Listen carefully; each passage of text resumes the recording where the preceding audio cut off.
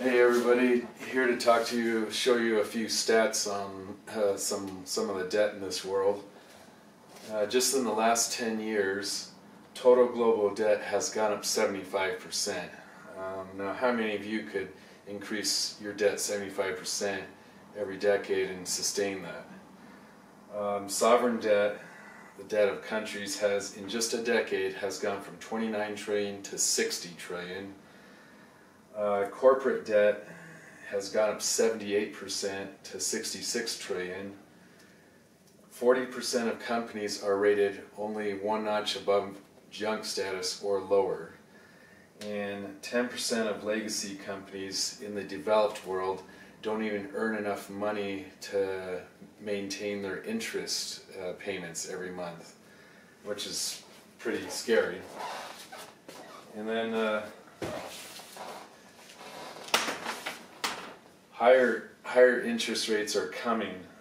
There's a tsunami of credit defaults coming because, as you know, the debt ballooned, but at the same time, the interest rates are creeping up, which is going to take away the fuel for that, and it's just a recipe for disaster.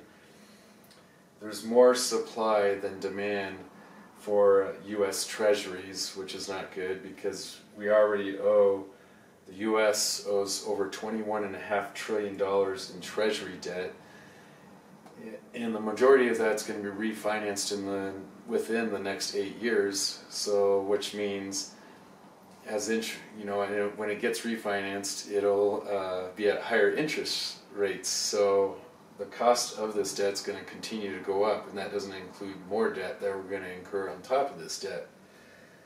And on top of that, there's over $100 trillion in unfunded entitlement spending ahead between Medicare, Medicaid, and Social Security.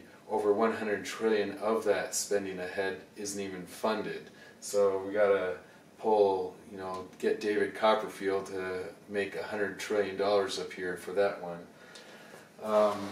And the article I read for some of this information, written by Daniel Arbess in the Wall Street Journal, the last paragraph he writes is, when credit turns, stocks have never been far behind.